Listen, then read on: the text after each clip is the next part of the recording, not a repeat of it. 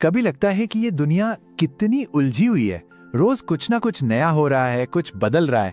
तो आज चलिए इसी गुत्थी को थोड़ा सुलझाने की कोशिश करते हैं। हाँ, सवाल तो यही है ना।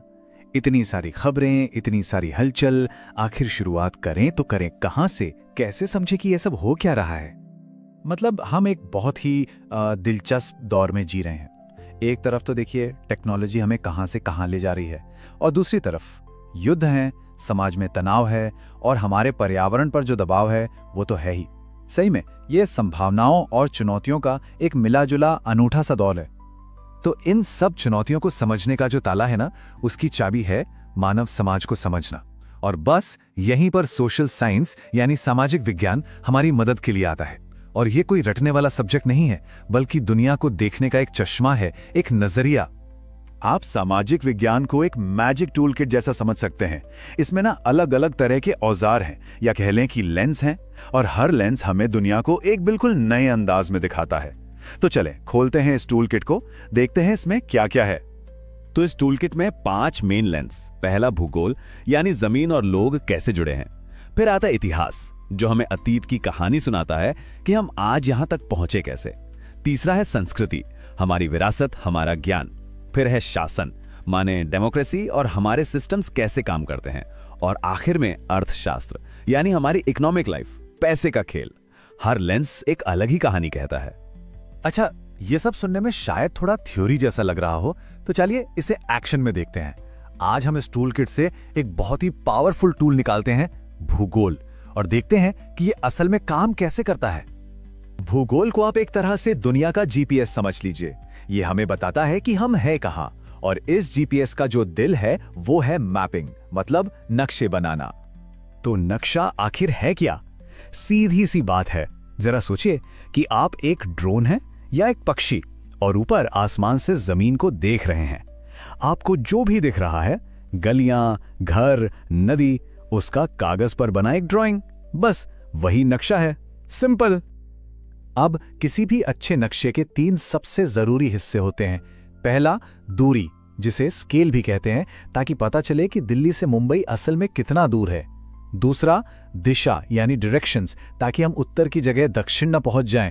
और तीसरा, प्रतीक, मतलब सिंबल्स, जो हमें बताते हैं कि अरे यहां पर रेलवे स्टेशन है या वो एक मंदिर है।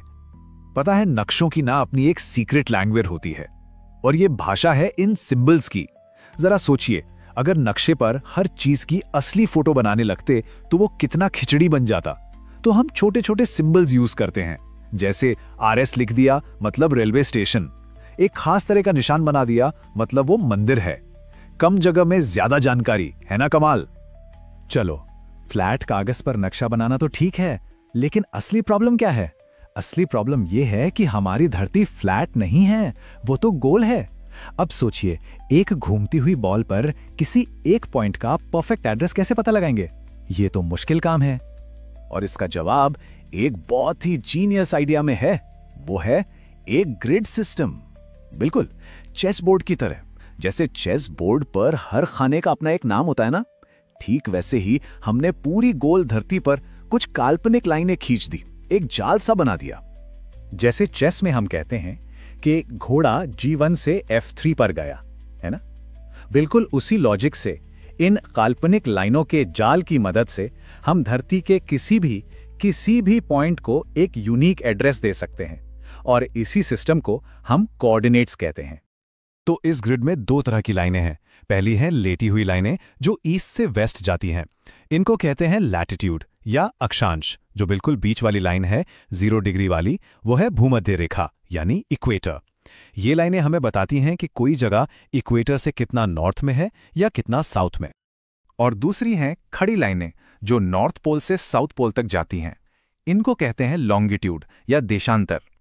इनकी गिनती शुरू होती है लंदन के पास ग्रीनविच से गुजरने वाली 0 डिग्री लाइन से। उसे कहते हैं प्राइम मेरिडियन।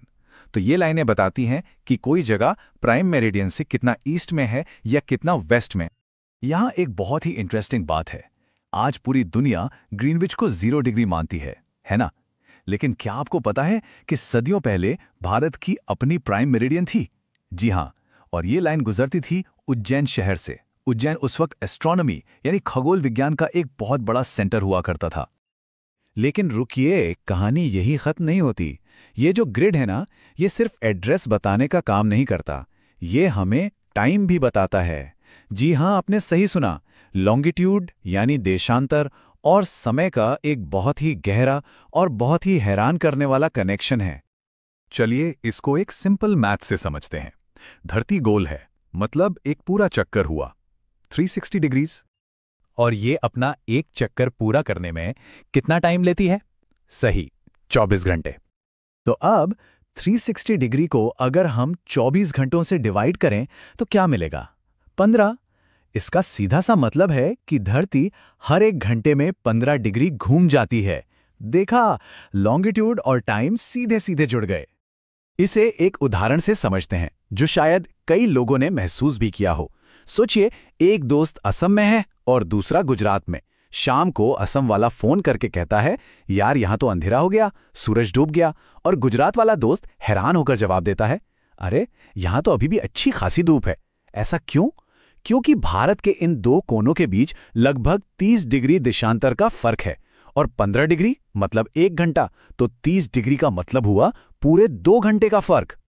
अब जरा सोचिए, अगर देश में हर शहर का अपना लोकल टाइम होता तो क्या होता? ट्रेनों और फ्लाइट्स का तो पूरा सिस्टम ही गड़बड़ा जाता। बस इसी कंफ्यूजन से बचने के लिए ज्यादातर बड़े देश एक स्टैंडर्ड टाइम फॉलो करते हैं। भारत में भी हमारा अपना एक स्टैंडर्ड टाइम है, इंडियन स्टैंडर्ड टाइम या IST, और ये ग्रीनविच मीन टाइम से ठीक 5.5 घंटे आगे है। तो देखा, सोशल साइंस के टूल किट से हमने सिर्फ एक टूल निकाला, भूगोल, और उसने हमें सिर्फ ये नहीं बताया कि हम कहाँ हैं, बल्कि टाइम का पूरा कॉन्सेप्ट ही खोल कर रख दिया। यही पावर है सोशल साइंस की। लेकिन ये तो सिर्फ एक टूल था।